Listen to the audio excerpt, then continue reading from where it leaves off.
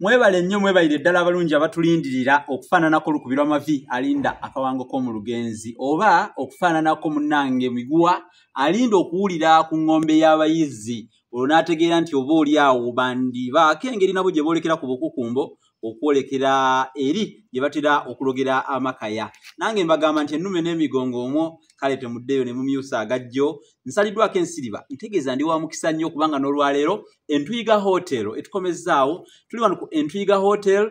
Nabagamba nti Entwiga Hotel ye hoteli esangibwa mu kibuga Hoima nga erina basic facilities, erina genuine and good services. Bw'ayagala service ennungi ezikwatagana n'ebyensula, cottages, gardens, ye Entwiga Hotel. Nja kusaba muganda wange Joel ali ku kamera abalage Entwiga Hotel tulyoke tweyongereyo n'okusomesa naye nga eno Entwiga Hotel etuteekamu ensimbi etutuusaako ekitabo kino kye bayita zinunula omunaku.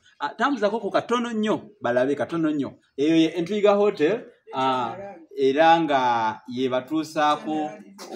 yebatuusaako omulimu guno omulungi ennyo oguyitibwa ogw'okusoma ekitabo eky'olulimi Oluganda. Kino Entwiga Hotel esangibwa Hoima wano mu kibuga Hoima. Entwiga Hotel balina facilities nnungi nnyo ayagala ebyensula okusula obulungi osulenga omugagga naggagga oli tyagiri binyonkondo sirya mpooli balina service nnungi. Obeera oyagala kusula mu room ng'erimu amazzi agookya nga toyagala kunaaba ganyogoga onyiga gabaawo, oyagala ganyogoga nti nga gabaawo, oyagala kamere ka buli kika weekali. Entwiga Hotel kati mugiwagire mu abatambuze ba travelers buli wojja oba n'ogendako mu kibuga Hoima genda mu Entwiga Hotel. Emiwendo gyabwe misaamusaamu mirungi gyesigika. Kale visit Entwiga Hotel for genuine and basic services. Wano batutuusaako ekitabo kiyitibwa zinunula omunaku. Olwaleero tuli wano twabatuusaako essuula esooka tubawo essuula ey'okubiri obuto bwange kati essuula ey'okusatu era nayo mugirinze era nga Entwiga Hotel batwongeddeyo n'olwaleero tulabe Entwiga Hotel ekyalo Ndolombe. Eno nno y'essuula yaffe ey'okusatu. Mbeyanjulidde nze mu Nabusiro Sava Bosa Musisi nze nkatuddemu ate akanyomero kano n'olwaleero tulabe engeri gye tulambiriza. Sijja kubiyitako kalambiko ng'ekibbo ekiyita ku mugenyi. Ekyalo Ndolombe y'essuula mu kitabo zinunula omunaku era nga tutandise bwe tuti tuyinza obutagimalaayo ne tubaako gye tutwalako ekitundu ate ne twongerezaako olulala. Wuliriza bulungi. Ndolombe kyalo. Ndolombe kyali kyalo ekigudde akaleka nga kiseeteevu kisanyusa okulaba. Kyetondeka ku kasozi akaali akatebenkevu. Ludda lwakyo olwa kkono ye yali oluzzi olwayitibwanga Nnaalongo. Ffenno gye twagobereranga amazzi. Oluzzi luno nga telusenwamu mazzi muntu aliko bulimiro era nga terugobererwako mazzi mu ttuntu. Abakulu baatugamba nti yaliyo omusota wakalejja omunene obwaguuga ate omuddugavu zigizigi kagongolu mbu gwalinanga n'ebisagazi ku mabega.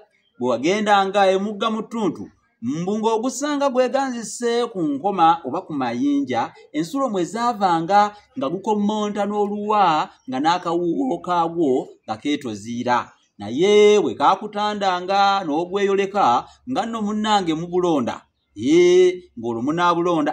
Kyokka ebbanga lyonna lye namala ku Ndolombe saalabayo muntu yenna atunda mwoyo ne yeevaamu okugenda mu ttuntu okukakasa bino. Naye bo abayizzi baakaliriza ddala nti omusota ogwo gwaliwaawo. Kale mu Nnaalongo mwe mwasibukanga akagga akayitibwanga Bunyiikuuli akaasookanga okukulubuta nga kalaga ku bukiika obwa ddyo ne kagenda nga kakiiba era nga bwe kabibira ekyalo ku ludda olwa ddyo ate era awalala nga kayitira ddala ku nkingizi zaakyo. Naye bwe kaabanga kali kumpi okukimalako ne kaweta ne keggunda mu ggwonvu eryali mu bugwanjuba bwa Ndolombe. Awo nno ne kalyoka kagenda nga kabooyaanira mu ggwonvu eryo ne kalaga ku bukiika obwa kkono. Era bwe wabanga ng'ova ebuvanjuba mu kyalo Nnimire ng'okasomoka enfunda 3 n'olyoka ogguka e Ndolombe. Mu kagga kano nga mulimu amakwangala ag'ebinoso bwesedde era nga temunaabwa mukazi yeekubye kagere. Mu ntiko y'akasozi ako ddala kwali kuliko ekyalo kyaffe era kwe kwali ekyalo kyaffe munnange omwo nno mwe mwali akavula akayitibwanga Lukende nga temwewogoma musana oba okweggamu enkuba. Ndowooza ekyo kiyize omusana bagwewogoma enkuba bagyeggama.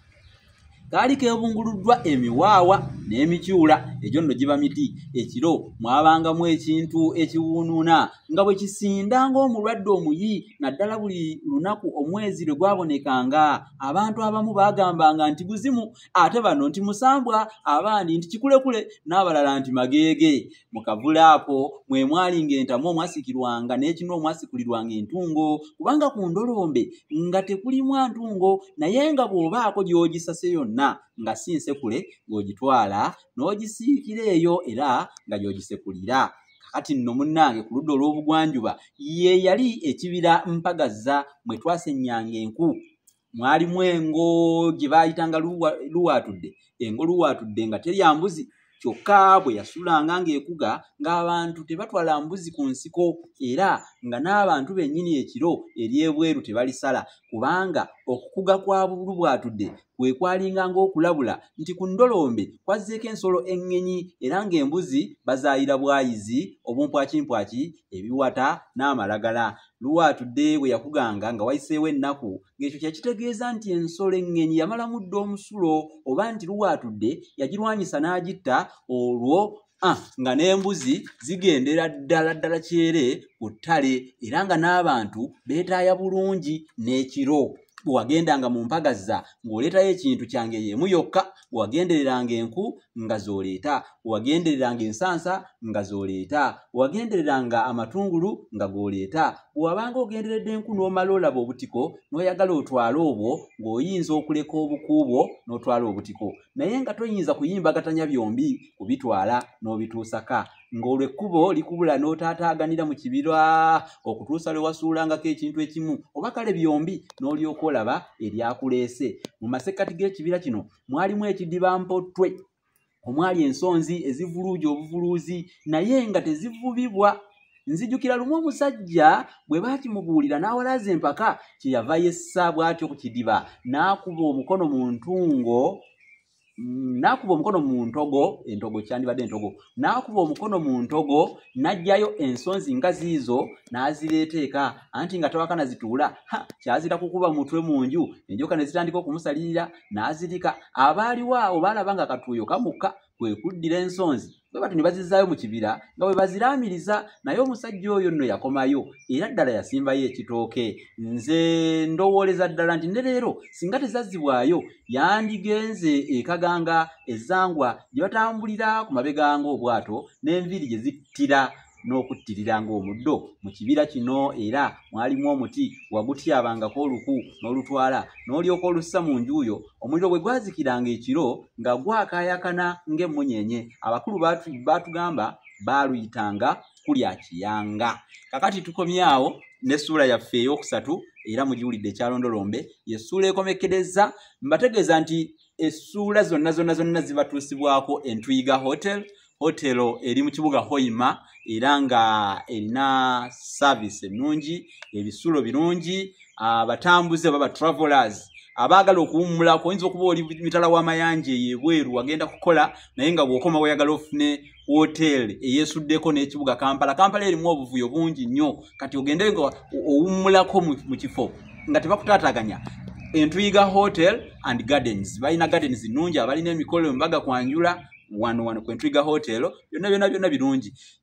Nkubira ku 0781 nkubuulira ebisingawo ebikwata ku Entwiga Hotel. Kugambye ku 0781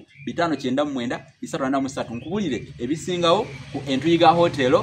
Eno erina service nnungi nnyo. Ojja wano Hoima weeyagale bweyagazi ku Entwiga Hotel. Ekitabo olwaleero tukikomezzaawo essuula yaffe. Sigadde nze mu ssimu Nabusiro Geoffrey Bosa nga bulijjo nsereganyi kaawonawo wammwe Sengule 222 mbadde ne muganda wange Joel ku kamera era mbagazi kiseera kirungi. Tunaddamu mu ssuula enaddako essuula ey'okuna bagiyita nsooka okulaba ku ngo. Mweraba.